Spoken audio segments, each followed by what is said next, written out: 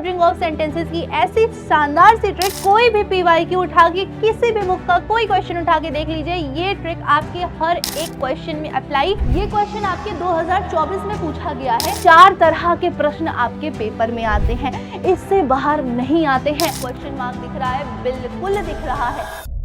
कक्षा 10 में आ चुके हो और यूपी बोर्ड के छात्र हो और घबरा रहे हो भाई कि इंग्लिश आपको नहीं आ रही है और सबसे ज्यादा दिक्कत आ रही है ग्रामर में, तो बिल्कुल भी घबराने की जरूरत नहीं है। सबसे पहले देती हूँ अपना इंट्रोडक्शन। सो बच्चों, मेरा नाम है रोशनी और मैं स्वागत करती हूँ आप सभी बच्चों का उत्तर प्रदेश बोर्ड के सबसे विश्वसनीय channel UP board high school Vidyakul में। और बच्चों, आज हम देखने जा रहे हैं रीऑर्डरिंग ऑफ सेंटेंसेस की ऐसी शानदार सी ट्रिक, जो ट्रिक बेटा आपके हर क्वेश्चन पे अप्लाई होती है। आप कोई भी पीवाईक्यू उठा के किसी भी बुक का कोई क्वेश्चन उठा के देख लीजिए, ये ट्रिक आपके हर एक क्वेश्चन में अप्लाई होती है। तो बच्चों, वीडियो को मिस मत करिएगा। अगर चैनल पे नए हो तो चैनल को सब्सक्राइब करिएगा, वीडियो लाइक करिएगा और कमेंट करके जरूर बताइएगा कि ये ट्रिक आपको कैसे लगी। सबसे पहले हम लोग ये समझ लेते हैं कि हमारा रीऑर्डरिंग ऑफ सेंटेंसेस क्या होता है। तो अगर मैं आप रीऑर्डरिंग ऑफ सेंटेंसेस की नॉर्मल शब्दों में बात करूं तो ये बच्चों क्या होता है, हमें हमारे वाक्यों को एक व्यवस्थित क्रम में सजोना, व्यवस्थित क्रम में लिखना, जिससे हम वाक्य का अर्थ पूरी तरह से दे सके। मतलब आपके जो क्वेश्चन आते हैं एग्जाम में, मैं अभी आपको कुछ सैंपल्स दिखाऊंगी, तो उसमें क्या रहता है बच्चों, आपका ध्यान से समझिएगा।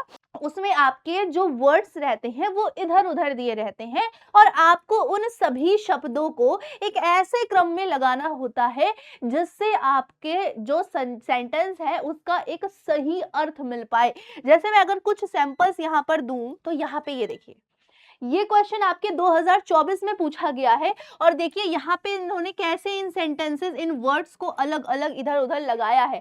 अब इन्हीं वर्ड्स को आपको एक सही क्रम देना है। इन ऑप्शन में से कोई एक ऑप्शन है जो सही है, जिससे आपको सही अर्थ मिल सके। तो सबसे पहले हम बात करते हैं अपनी ट्रिक की। तो बच्चों, आप जानते हो कि एक जो नॉर्मल सेंटेंस होता है, एक जो आपका नॉर्मल सेंटेंस होता है, उसके अंदर हमारी कौन कौन सी चीजें होती हैं। उसके अंदर होता है बच्चों हमारा सब्जेक्ट, उसके अंदर होता है बच्चों हमारा वर्ब, वर्ब में हमारी हेल्पिंग वर्ब और मेन वर्ब। अगर मैं बच्चों हेल्पिंग वर्ब की बात करूं तो हेल्पिंग वर्ब में हमारा is, am, are, was, were, has, have, had, will, shall, do, does, did इत्यादि कई सारी हेल्पिंग वर्ब आ जाती हैं। ये सारी मेन है, इनका स्क्रीनशॉट आप लोग ले लीजिएगा। तो ये आ जाता है। तो ये बच्चों तो हो गई हमारी हेल्पिंग वर्ब।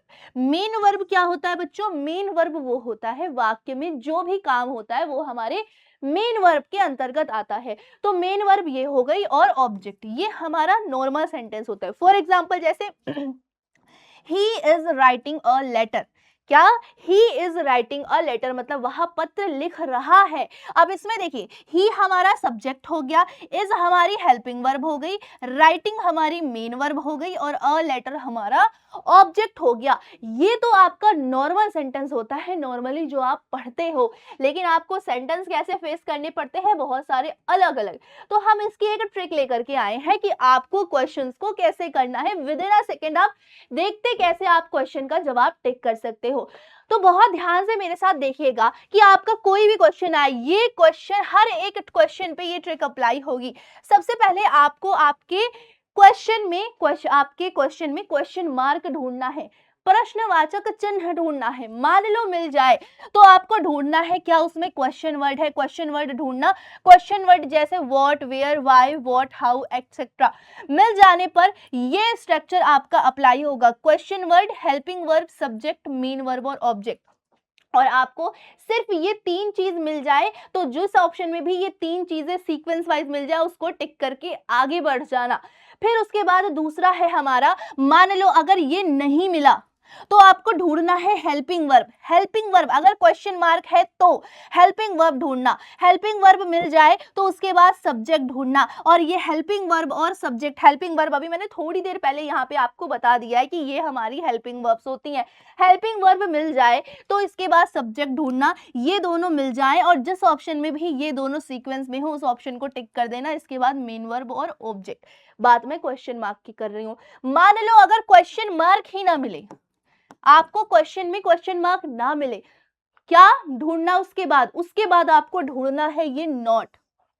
अगर नॉट मिल जाए तब क्या करना है, तब आपको ढूंढना है सब्जेक्ट, उसके बाद हेल्पिंग वर्ब और उसके बाद नॉट। और जिस भी ऑप्शन में आपको ये तीनों सीक्वेंस में मिल जाए उसी ऑप्शन को आपको टिक कर देना है, क्योंकि मेन वर्ब और ऑब्जेक्ट फिर वो आपका सीक्वेंस लग जाएगा। तो ये हो गया तीसरा। अगर हम बात करें कि आपको नॉट भी नहीं मिलता तब क्या करें, तब आप समझ जाना कि ये सेंटेंस हमारा नॉर्मल सेंटेंस है। तब इसका स्ट्रक्चर भाई subject, helping verb, main verb और ऑब्जेक्ट होगा। और आपका सब्जेक्ट और हेल्पिंग वर्ब आप ढूंढ लोगे तो आपका काम बन जाएगा। बस यही 4 तरह के प्रश्न आपके पेपर में आते हैं, इससे बाहर नहीं आते हैं। और चलिए अब हमारा समय आ गया है कि हम कुछ पीवाईक्यू सॉल्व करके हम इस ट्रिक को अप्लाई करें। चलिए, सबसे पहले वो क्वेश्चन जो स्टार्टिंग में मैंने आपको दिखाया था, इस सेंटेंस में आपको ना तो नॉट दिख रहा है और ना तो क्वेश्चन मार्क, तो इसमें हम सिंपल सा हम क्या ढूंढेंगे बच्चों, सब्जेक्ट ढूंढेंगे। लास्ट इसमें कहीं नहीं दिख रहा, रेनिंग इसमें कहीं नहीं दिख रहा, इट दिख रहा है। इट हमारे इसमें भी है, इसमें भी है, इसमें नहीं है, इसमें नहीं है। इट मिल गया।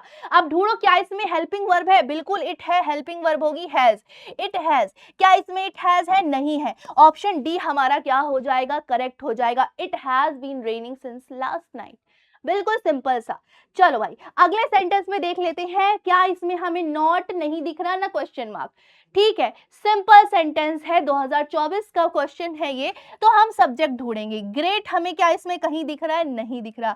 वी दिख रहा है क्या, वी दिख रहा है। एक बार सेंटेंस पढ़ते हैं, we should have great respect.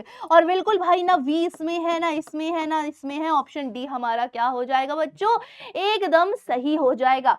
उसके बाद बात कर लेते हैं हम अगले सेंटेंस की। बच्चों क्या हमें इसमें क्वेश्चन मार्क या नॉट दिख रहा है, नहीं दिख रहा है, तो हम ढूंढेंगे इसमें सब्जेक्ट।